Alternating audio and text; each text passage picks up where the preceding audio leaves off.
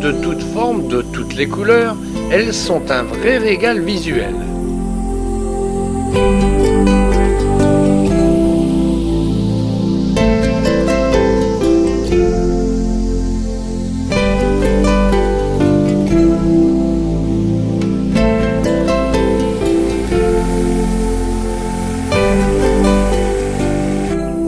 On admirera aussi de nombreux yuccas, palmiers et cocotiers.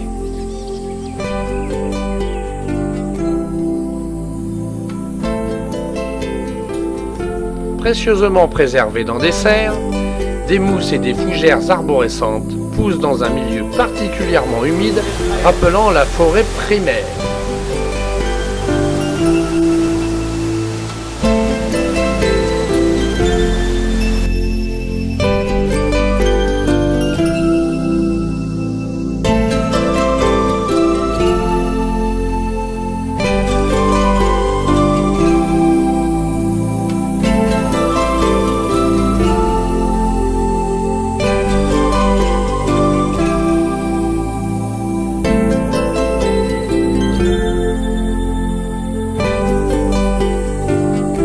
C'est fini pour la première journée d'excursion à Singapour.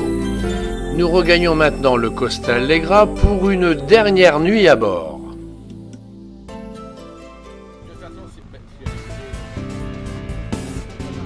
Dans quelques heures maintenant, nous décollerons vers la France. Alors profitons de cette dernière journée pour tout savoir, tout connaître, enfin presque, de Singapour. La ville de Singapour, enfin pour les touristes, est divisée en 3 quartiers essentiels. Le quartier musulman, le côté indien et Chinatown. Ne parlant qu'un malais très approximatif, le chauffeur de taxi nous abandonne au cœur du quartier indien alors que nous étions sûrs d'être dans le quartier musulman. Ça commence bien. Bon, c'est GG qui a le plan, il n'y a plus qu'à suivre.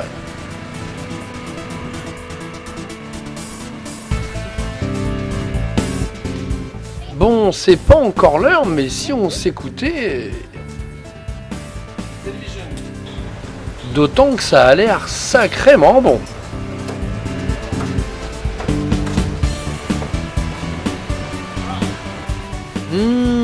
Du jacquier, un vrai régal.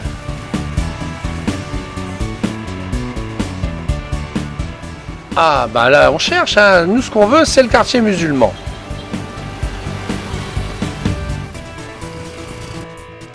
Bien sûr, dans les vieux quartiers, l'architecture reste encore telle qu'elle était au temps de la colonisation anglaise. Même si bien souvent les grands immeubles tentent de s'imposer, la petite maison victorienne résiste encore pas mal. Là, je crois qu'on tient le bon bout. Faut dire que notre premier minaret, on aura mis plus d'1 heure de marche avant de le trouver, hein.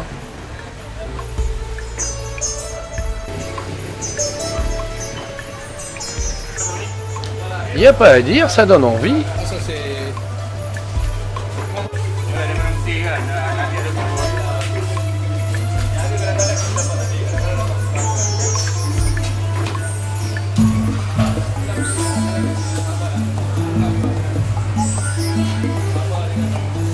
C'est quoi le...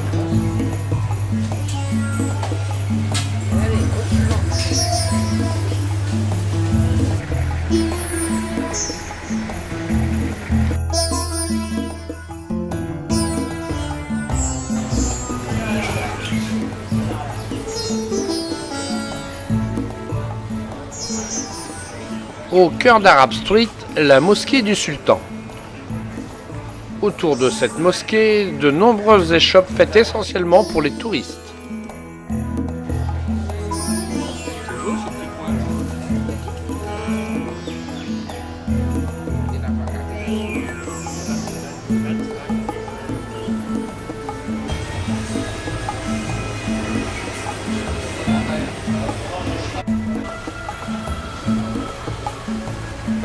À quelques pas de là, plus authentique, un marché de poissons séchés.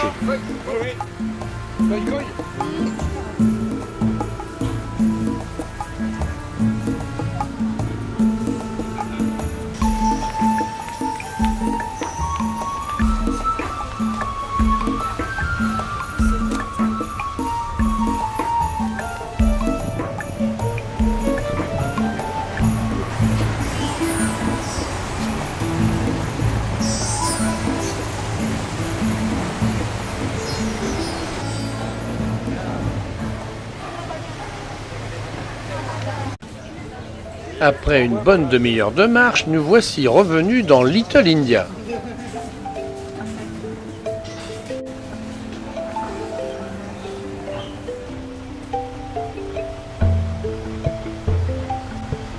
Singapour ayant la particularité d'être multiethnique, multiculturel et multiconfession, personne ne sera donc surpris de voir une église chrétienne ou une mosquée au beau milieu du quartier indien.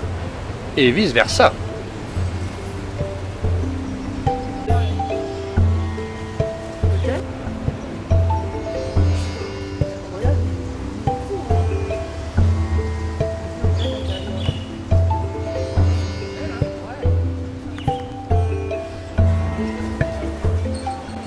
Le quartier des affaires à Little India.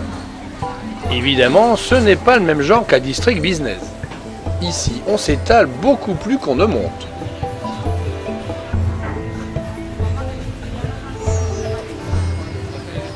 On ne dit pas ici c'est l'arabe du coin qui tient l'épicerie, mais l'indien du coin. Les mecs, ils vont rester figés, Couleurs, odeurs, saveurs se mélangent au joyeux bazar qui anime les rues.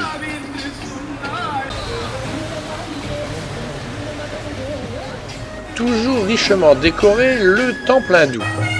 Prières, offrandes et bénédictions se succèdent à la chaîne. Toute la journée, brahmanes et chamans sont à votre disposition, moyennant quelques petites coupures.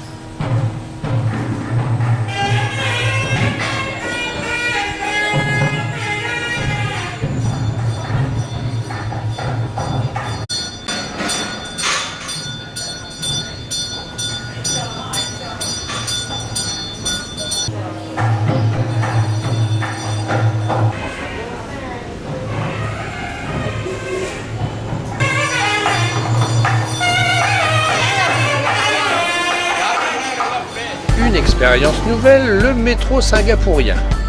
Nous l'emprunterons pour rejoindre un nouveau quartier, Chinatown.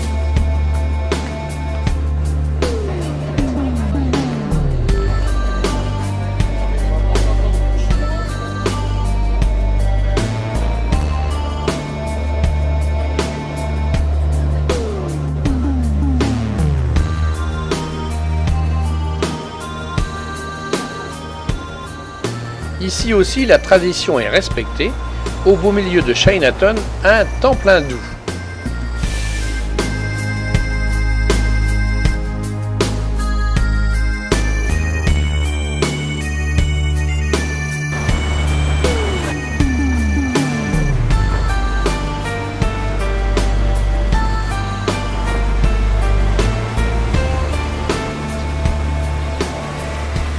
La pharmacie traditionnelle chinoise. Ici s'entassent dans de grands bocaux de verre des milliers de produits secs, tant du règne animal que du règne végétal, avec quand même une petite préférence pour tout ce qui est scorpions, crapauds, scolopendres et autres pénis de cerf que l'on réduira en poudre pour vous faire une bonne tisane des familles. Alors franchement, si après tout ça vous n'allez pas mieux,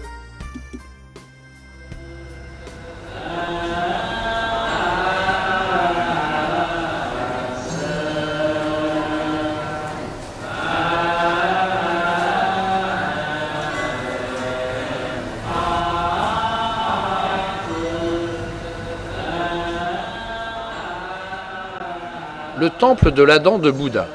C'est le lieu marquant de Chinatown.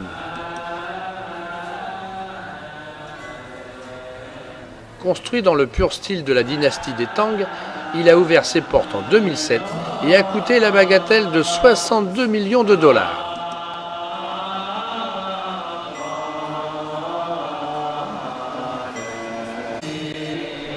Dans la vaste salle au sang dragon, on peut admirer un Bouddha compatissant, tandis que le plafond est fait de céramique entièrement peinte à la main.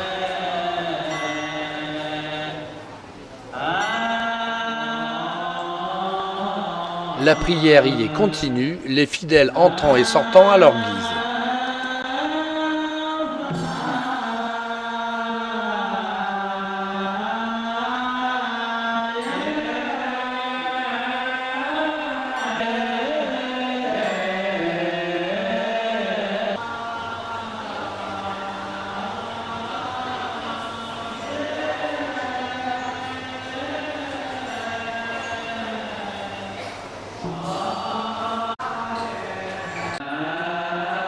Tous les murs sont ornés de milliers de statuettes représentant toutes des Bouddhas différents.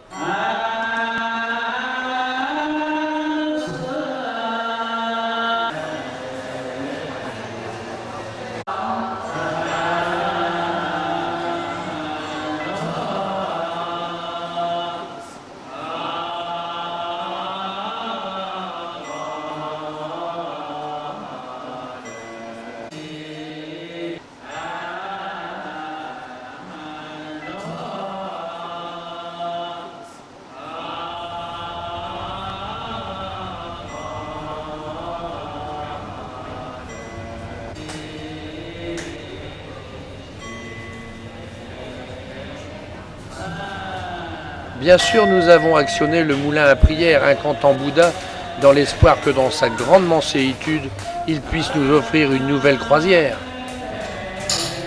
Mais ça, rien n'est moins sûr.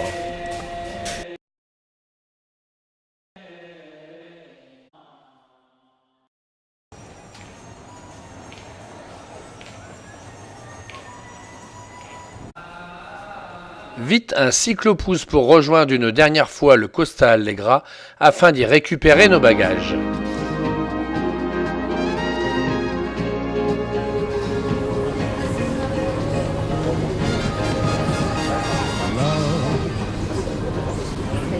Voilà, au bout du tapis roulant le bus, puis l'avion, puis la France. À quand le prochain voyage? Pour quelle destination? Dans quel hémisphère? Mais bien malin qui pourrait répondre à une telle question. Life's sweetest reward, let it flow. It floats back to you. Love boat, soon we'll be making another run. The love boat promises something for everyone. You set a course for adventure, your mind on a new romance. And love won't hurt anymore. It's an open smile on a friendly shore.